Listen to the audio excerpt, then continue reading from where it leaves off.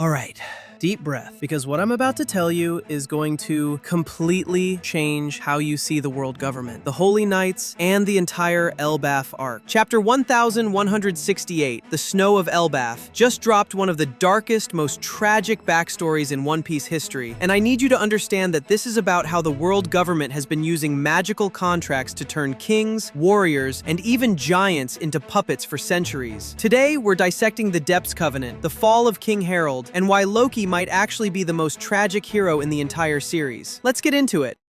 So let's rewind. For years, we've been hearing whispers about Elbaf, the strongest nation in the world, a kingdom of warriors so powerful that even the Marines don't mess with them. And at the center of this mystery is Prince Loki, the guy who's been chained up in the underworld for allegedly killing his own father, King Harald, to steal a legendary devil fruit. That's the story we were told. But chapter 1168 pulls back the curtain, and what we find underneath is horrifying. King Harald was a descendant of the ancient giants, the same lineage as the continent pullers, the absolute monsters of giant kind. This dude had horns growing out of his head, and the kind of raw strength that made Roxy Zebek freaking recruit him multiple times. But Harald hated what he was. In his youth, he was a terror, a low-life scumbag, as the text describes him, who neglected his royal duties to spread chaos. He was the embodiment of everything the world feared about giants, violent and primal. But something changed when he met Ida. Then, after a couple of chapters, hearing Harald now as a mighty, peaceful, loving king, he then looked at the history of the giants, the raids, the plunder, the history of terror, and he didn't see glory, he saw a stain. So, he grabbed his own horns, the symbols of his ancient giant heritage, and he tore them off his own head. Let that sink in. This man mutilated himself to distance his identity from his ancestry. He gave himself permanent scars because he was ashamed of what his people had been. And then he set out to reform Elbaf completely. He built schools. He constructed roads connecting isolated villages. He stopped the raids and pivoted to diplomacy and trade. He even physically punished giants who attacked humans, enforcing peace through superior violence. He wanted Elbaf to join the world order, and that's where everything goes wrong. Because the world government saw Harald's desperation. They saw a king who would do anything to legitimize his nation, and they saw an opportunity.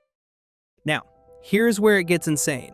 14 years before the current timeline, there's a vacancy in the Holy Knights. The Knights of God, Imu's personal enforcers. And guess who was supposed to fill that seat? Shanks! Yeah, Shanks. The guy we thought was just a pirate with a good heart. He apparently had a birthright claim to a position among the world government's most elite soldiers. But Shanks disappeared right before his promotion ceremony. He went full pirate mode. So the world government needed a replacement. Someone with immense power, royal blood, and most importantly, someone desperate enough to accept. Enter King Harald. The text makes it clear, Harald wasn't the first choice. He was the backup plan. And because he was so desperate to integrate Elbaf into the world, so consumed by grief after the death of Ida, the foreign giantess he loved, the mother of Hyrudin, he walked right into the trap.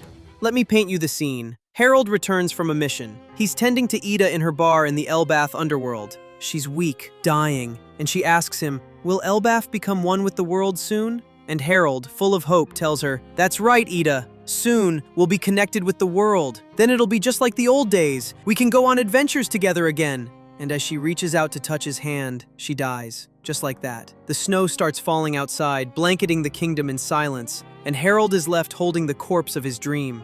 This is the moment that breaks him. He convinces himself that the only way to honor Ida's memory is to finish what they started, to make Elbaf part of the world, no matter the cost. So when the world government offers him a seat among the Holy Knights, he takes it. And that's when the nightmare begins. Alright, let's talk about the Depths Covenant, because this is where Oda just casually drops one of the most power systems in the entire series. The world government recruit people and binds them through a 3-tiered magical contract system that literally rewrites your biology. Tier 1, the Shallows Covenant. This is the entry-level pact for the devoted Blades of God. Probably gives you some status, access to Marijoa, maybe minor enhancements. Think of it as probation. Tier 2, the Depths Covenant. This is what Harald signed. This is the Holy Knights Pact. It grants you immortality, or at least agelessness and regeneration. It lets you teleport using abyss circles, those pentagrams we saw the Gorosei use on Egghead, and it massively boosts your power. But here's the catch. You can never disobey Imu's orders. Tier 3, the Abyssal Covenant. This is what the 5 elders have. total immortality, telepathic linkage, yokai transformations, supreme authority under Imu. This is the final form of slavery. When Harald goes to Marijois, he thinks he's attending a diplomatic ceremony. Instead, he's brought before the empty throne, and Imu is sitting on it. Imu looks at him and says, "Come forth. I have been watching thee, Harald."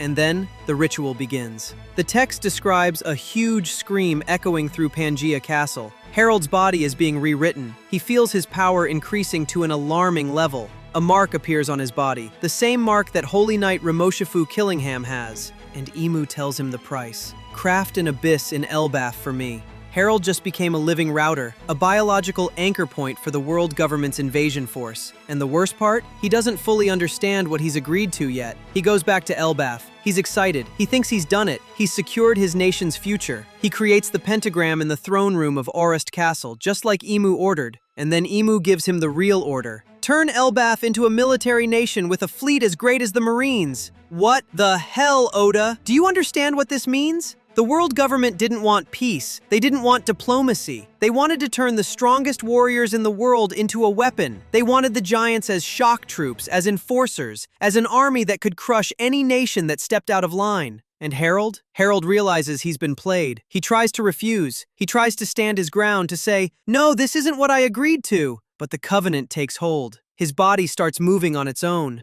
So Harald makes the only choice he has left. He orders his soldiers to tie him to a pillar.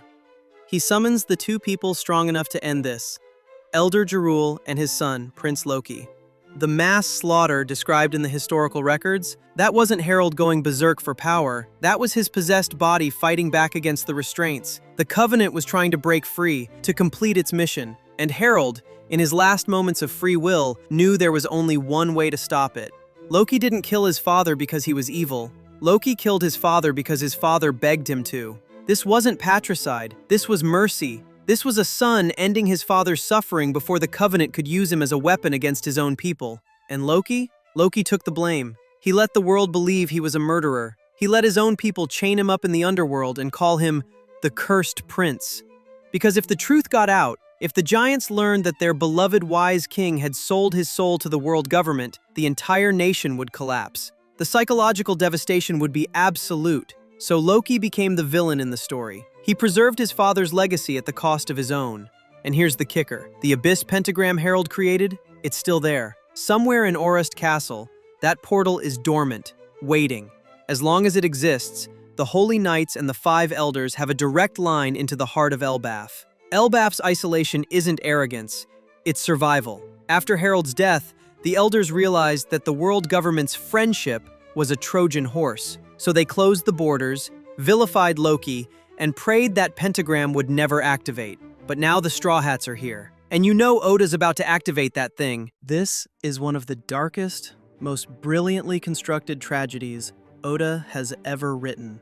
King Harald is up there with characters like Odin, Fisher Tiger, and Corazon in terms of sheer heartbreak. He was a man who tried to change the world, who believed in diplomacy and reform, and who was punished for his optimism by being turned into a literal puppet. And Loki? Loki went from being a one-dimensional villain to one of the most tragic guardians in the series. He's sitting in that prison, silent, because he knows the truth would hurt more than the chains ever could. He's waiting for someone strong enough to destroy that pentagram, waiting for someone who can actually free Elbaf from the world government's shadow. And I think that someone is Luffy. Because if the Depths Covenant is the power to flip people from free will to slavery, to turn white pieces into black pieces on Imu's game board, then Nika is the counter. Nika is the power to flip them back, to liberate, to laugh in the face of tyranny and say, "No, you don't own these people." The Elbaf Arc is setting up to be more than just a road poneglyph hunt. It's going to be a reckoning, a confrontation with the Holy Knights, the destruction of the Abyss, the liberation of Loki, and the formation of an alliance that will finally give the Straw Hats the giant fleet they need to challenge the world government head-on. Harald wanted a great fleet. Imu twisted that dream into a weapon. But Luffy? Luffy's going to make it real. Not for Imu, for the Dawn. So here's my question for you. Do you think Loki will join the Straw Hats? Do you think Shanks knew about the Depths Covenant when he refused the Holy Knights? And what do you think is going to happen when the Gorosei activate that pentagram? Drop your theories in the comments. Hit that like button if this blew your mind. Subscribe because we are deep in the endgame now, and I'm breaking down every chapter as we march toward the final war. Thanks for watching. I'll see you in the next one.